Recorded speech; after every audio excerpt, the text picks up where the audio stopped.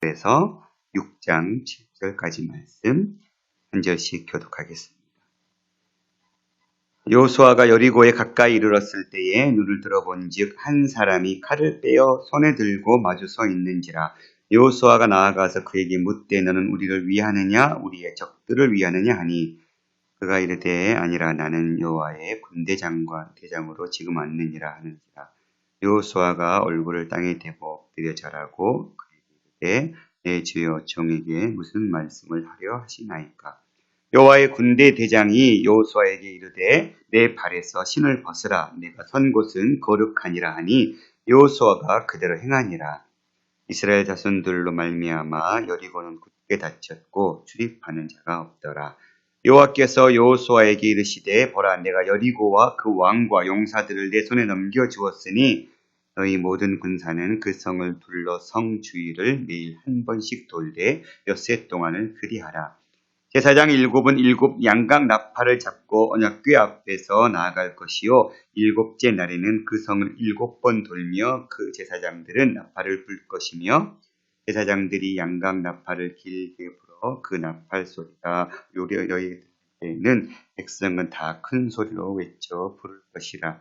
그리하면 그 성벽이 무너져 내리니 백성은 각기 앞으로 올라갈지라 하시매 눈의 아들 여호수아가 제사장들을 불러 그들에게 이르되 너희는 언약궤를 메고 제사장 7은 양각 나팔 7을 잡고 여호와 궤 앞에서 나아가라 하고 또 백성에게 이르어 나가세 그 성을 돌되 무장한 자들이 여호와의 궤 앞에서 나아갈지라 하니라. 아멘.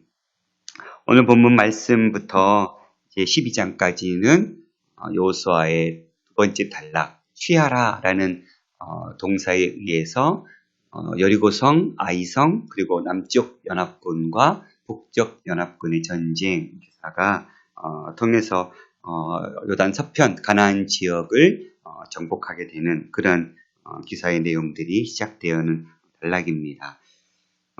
특별히 여호수아를 통해서 가나안의 7 족속을 전쟁하는 가장 기본 원리는 이 전쟁은 하나님께 속해 있다는 사실입니다. 그래서 첫 전쟁이었던 이 여리고성을 무너뜨리는 기사를 보면 지금으로 따지면 전혀 전쟁과는 상관없는 하나님의 그 전쟁 방법이 제시되지. 여리고성을 정복하기 위해서 마치 다윗이 예루살렘 성을 정복할 때 그 물길을 통해서 이렇게 들어갔던 것처럼 어떤 기발한 전쟁의 그런 방식을 설명해 주신 것이 아니라 얼토당토 않은 당시의 백성들이 또 여호수아 듣기에는 이게 전쟁인가 싶을 정도로 그러한 전쟁의 모습을 알려주시는데 바로 그것이 이 전쟁은 내가 하는 것이고 너희는 내 이 말에 순종하면 전쟁에서 승리할 것이고 따르지 않으면 실패할 수밖에 없다. 그리고 단적으로 보여지는 전쟁이 오늘 여리고성의 전쟁의 기사의 시작점입니다. 특별히 13절에부터 이제 길갈에까지 와서 하나님께서 건너기 전과 건넌 이후에 행해야 될 모든 것들을 다 설명해주고 나서 또 백성들은 따랐죠. 그리고 이제 그들은 여호수아가 여리고에 가까이 이르렀습니다. 길갈과 여리고 사이는 그리 멀지 않는 성읍의 사이입니다. 그곳에 도착했을 때 한 사람 여호와의 군대 장관을 만나게 되는데 그가 칼을 빼어 손을 들고 마주 서 있었습니다.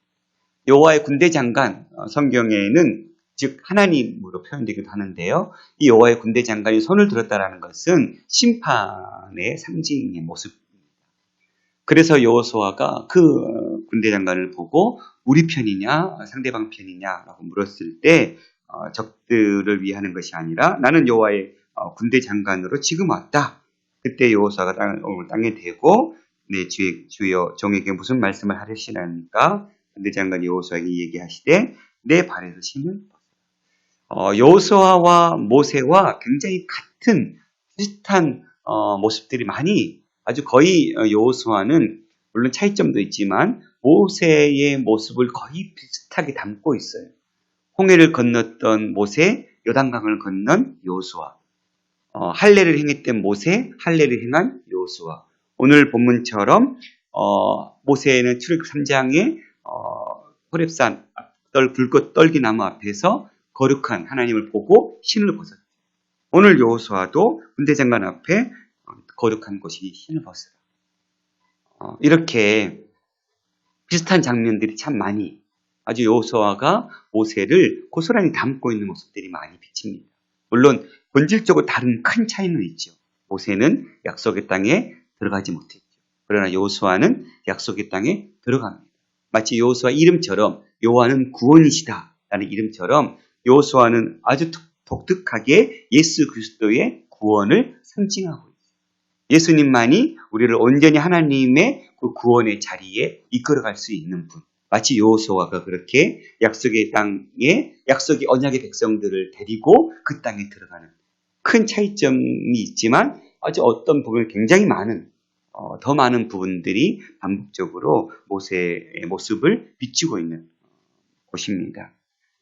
그렇게 여호수아가 그대로 행했고 이제 여호수아 군대 장관이 지금 여호수아와 함께 즉 하나님이 여호수아와 함께 있으면서 내가 이 전쟁을 치르겠다. 여호수아에게 확신을 주시는 거죠. 그랬을 때 이미 여리고성은 어제 말씀처럼 간담이 서늘하게 녹았던 그들은 혼비백산했던 그들은 굳게 그 문을 닫고 출입한 자가 없을 정도로 적막함이 흐르고 있는 상태입니다.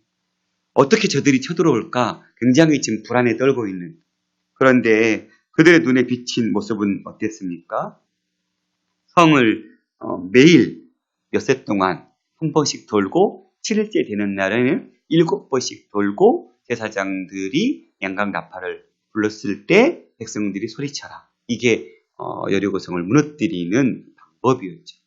맨 앞에 무장한 자들이 서고 그리고 제사장 양각 나팔을 든 7제사장이 서고 그리고 그 뒤에 언약궤가 따르고 그 후에 이제 나머지 군인들이 따르게 되는 이 순서에 의해서 어떤 면에서 맨 앞에 전체 군대들이 서야 될 것 같은데 대표적인 무장한 군인만 서고 그리고 나팔자 그리고 언약궤 백성들이 따라가는 이 장면들을 통해서 엿새 동안 아무 말도 하지 않아요.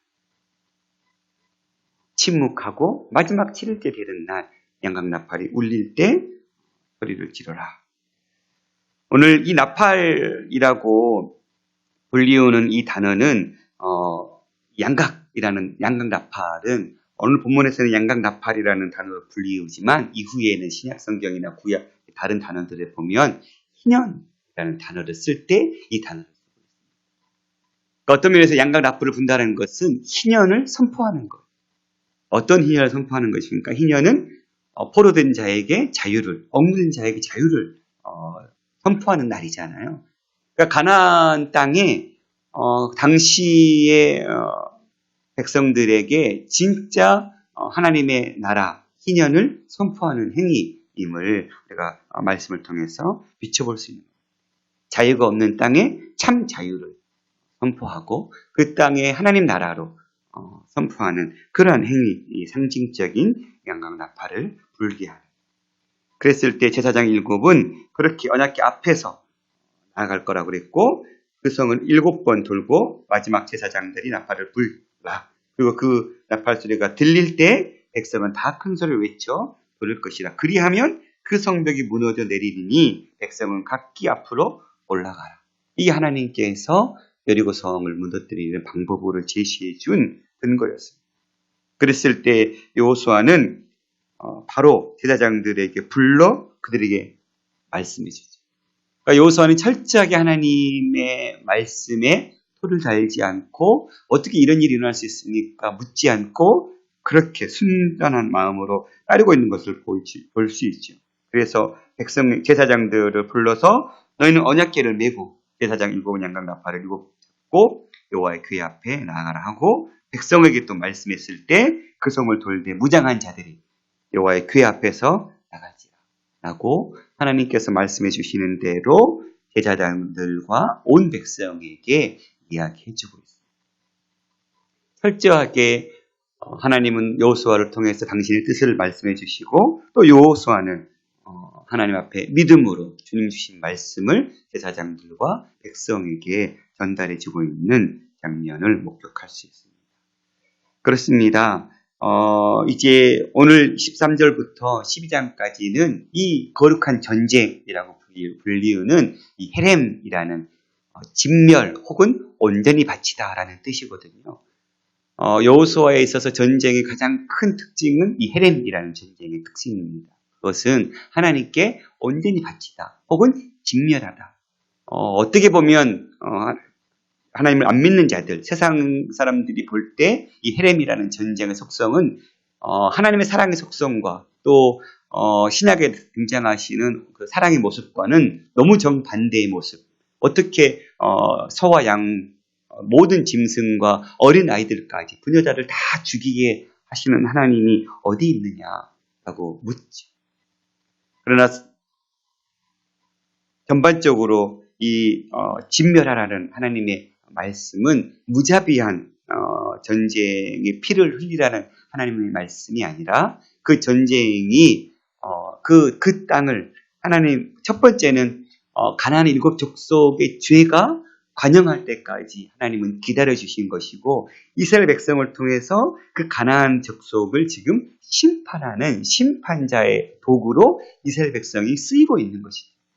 마치 이스라엘 백성들도 하나님 앞에 죄를 지었을 때 여러 많은 다른 국가들, 아수르나 바벨론이나 페르시아들을 통해서 그 땅을 심판하셨던 거죠. 하나님은 지금 가나안 7 족속의 죄가 관영할 때까지 그들이 돌이키고 회개할 때까지 충분한 시간들을 제공해 주셨고 반면에 그 시간들은 하나님 앞에서는 약속한 이스라엘 백성들을 하나님의 나라로서 그 국민을 만들어가는 시간이었고 다른 한편으로는 그 시간이 가나안의 7 족속들에게는 그 죄악에서 돌이킬 기회를 제공했던 것이죠. 그러나 하나님께서 그 시간이 흐른 후에 그 땅을 다시 살폈을 때 이미 그 땅은 죄가 관영하여서 심판할 수밖에 없는 상태. 그래서 그 심판의 도구로 이스라엘을 사용하신 것이죠.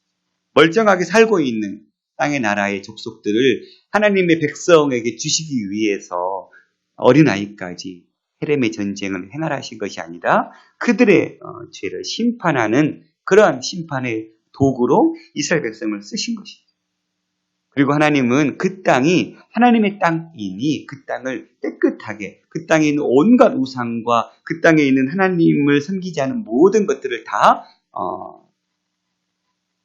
모아서 하나님 앞에 이제 그 땅이 하나님의 땅으로 바뀌게 해라. 너희가 그 땅에 남겨두면 그 땅의 백성들의 제사의 모습들, 그 땅의 백성들의 삶의 모습들을 보고 너희가 배울 것이다. 하나님이 이것을 염려하시고 이 모든 걸 다 태워서 바칠 것. 이것은 이후에 실은 남쪽 전쟁, 북쪽 전쟁을 통해서 전체 땅을 정복했다고 기사를 쓰고 그리고 12지파에게 땅을 분배했지만 여전히 이후의 기사들에 보면 각 지파들은 그 지파에 해당된 땅에 남아있는 가나안의 족속들을 물리쳐서 전쟁해야 했었고 이후에 사사기를 넘어가면 여전히 가나안 땅에는 많은 가나안의 족속들이 살고 있음을 볼 수 있습니다. 하나님의 헤렘의 전쟁의 선포는 실제적으로 그것이 물리적으로 모든 아이들까지 다 죽임으로 이루어진 것이 아니라 신학적인 선포죠. 이 땅은 하나님의 거룩한 땅이니 이 땅이 하나님께 온전히 바쳐지도록 나에게 온전히 바쳐라. 이 전제하에 너희가 전쟁을 치를 것을 말씀해 주신 그런 개념인 것 같습니다. 오늘 말씀을 묵상하면서 우리도 이 영적 전쟁을 여전히 우리는 영적 전쟁의 삶을 살고 있는 시대에 살고 있죠. 각양각색의 영적 전쟁, 개인의 삶과 교회 공동체, 크리스찬 전체 공동체의 삶 가운데 여전히 많은 영적 전쟁의 싸움들이 놓여져 있는 것. 여전히 사단은 하나님의 교회, 또 하나님의 사람들이 하나님을 향하여 서지 못하도록 온갖 수단과 방법을 가리지 않고 찾아오고 있고, 우리가 그것을 깨어있지 못한다면 단순히 그냥 현실의 문제로만 치부하고 영적인 문제들의 시선으로 바라보지 않는다면 우리는 참다운 전쟁의 승리를 맛볼 수 없습니다. 여전히 현실과 영적인 상황을 잘 분별해서 하나님께서 이렇게 이런 일들을 나에게 주신 의도가 뜻이 어디에 있을까 또 살피고 또 내가 현실적으로 내가 잘못한 것 부족한 것들이 무엇인가 이렇게 이런 일들이 나에게 주어진 원인이 어디에 있나 이 현실과 영적인 일들을 잘 살피고 지혜롭게 분별하여서 진짜 싸움이 그저 우리 육적인 삶 가운데만 머물러 있는 것이 아니라 그러한 여러 가지 인생사들을 통해서 하나님의 사람들을 무너뜨리려고 하는 그 사단의 괴기를 우리가 알고 하나님의 이름으로 믿음으로 서서 이 시대에도 우리가 결국 승리는 어디에 달려 있습니까? 하나님의 말씀에 따르고 순종하느냐 순종하지 않느냐에 있어서 우리의 삶의 승리의 형태가 좌지우지되는 걸로 믿습니다. 우리의 힘으로 싸울 수 없죠. 결국 내 경험, 내 힘으로 싸우려고 하는 것은 결국 우리에게 실패만 주어지게 될 것입니다. 여전히 우리의 인생의 싸움 가운데 싸움의 모든 주도권은 하나님께 있습니다. 그 하나님을 신뢰하고 하나님의 말씀대로 설 때 우리에겐 진정한 승리의 맛을 보게 될 것이고 계속해서 서지 못할 때는 하나님께서 우리가 그렇게 하나님을 신뢰하는 자리에 설 때까지 하나님을 기다리시고 또 다른 상황들을 통해서 우리를 훈련시키는 그래서 결국 우리가 빠른 시간 안에 하나님의 말씀 앞에 돌이키는 것, 서는 것이 진짜 우리의 삶 가운데 승리를 맛보는 가장 큰 지름길인 것 같습니다.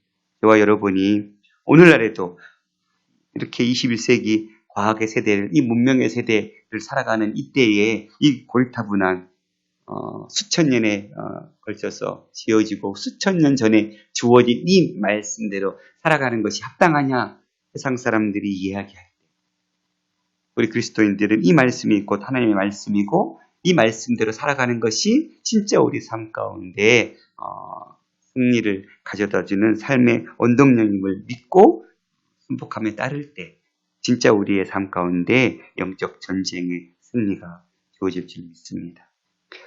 여전히 사단은 우리가 이 말씀 앞에 따르지 못하도록 우리의 믿음을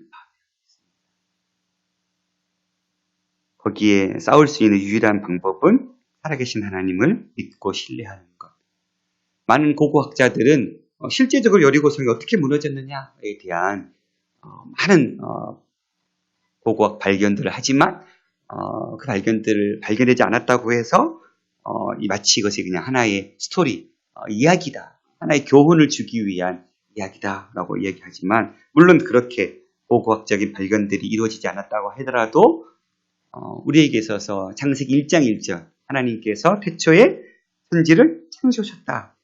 이 말 한마디 우리가 어떻게 믿느냐에 따라서 성경에 등장하는 모든 스토리들 과학적으로는 도저히 설명이 불가능한 이후에 이제 아열란 골짜기에서 해와 달아 머물라고 말씀하셨던 그 여호수아의 전쟁 기사들을 통해서도 어떻게 해와 달이 멈출 수 있나 말도 안 되는 전쟁의 모습들이 비춰지지만 하나님께 천지를 지으셨고 만드셨고 운행하시는 분이시라면 하나님께는 능치 못할 일이 없으십니다.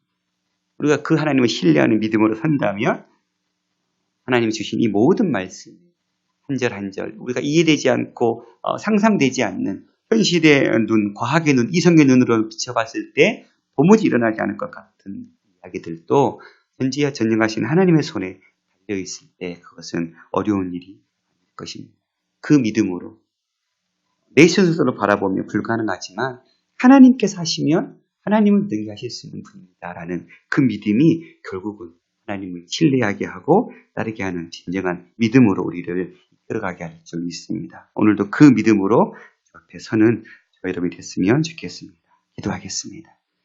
살아계신 아버지 하나님 감사합니다. 이제 약속의 땅, 그 땅에 들어섰고 첫 번째 성읍이었던 여리고성을 정복하는 것. 그들에게는 그 큰 성읍을 무너뜨리는 일이 세상적인 눈으로 봤을 때, 인간적인 눈으로 봤을 때 어떻게 저 성을 무너뜨릴 수 있을까? 큰 근심거리였을 것입니다. 그러나 그들에게 제시한 하나님의 방법은 인간적인 시선으로 바라보기에는 너무나도 허무맹랑한 말씀을 주셨고, 그러나 여호수아는 그 말씀을 신뢰하고 제사장과 백성들과 그 말씀을 공유하면서 온 백성들이 그 말씀에 순복했을 때 하나님의 기적은 일어났습니다. 이 시대에도 우리의 믿음의 시선이 그렇게 하나님만을 바라보고 하나님께 온전히 섰을 때 하나님의 역사의 손길이 시작되는 시대인 줄 믿습니다. 온전한 순종, 순전한 믿음이 주님 앞에 들어졌을 때 하나님의 역사는 시작될 줄 믿습니다. 이 시대에도 동일하게 그 믿음을 요구하고 계시고 그 믿음으로 선자들에게 그 역사의 손길을 맛보게 하시는 하나님인 줄 믿습니다. 우리의 믿음이 그렇게 천지 만물을 지으시고 다스리시는 그 하나님께 온전히 향하여서 인간적인 생각과 판단으로는 도무지 일어날 수 없을 것처럼 보이는 이 암울한 현실 속에서도 우리가 하나님을 신뢰하는 그 믿음으로 하나님 세상을 승리하며 이겨나갈 수 있도록 도와주시옵소서. 오늘 열발에 이 생명의 주님을 선포하기 위해 쓰시는 선교사님들의 삶을 기억하옵소서.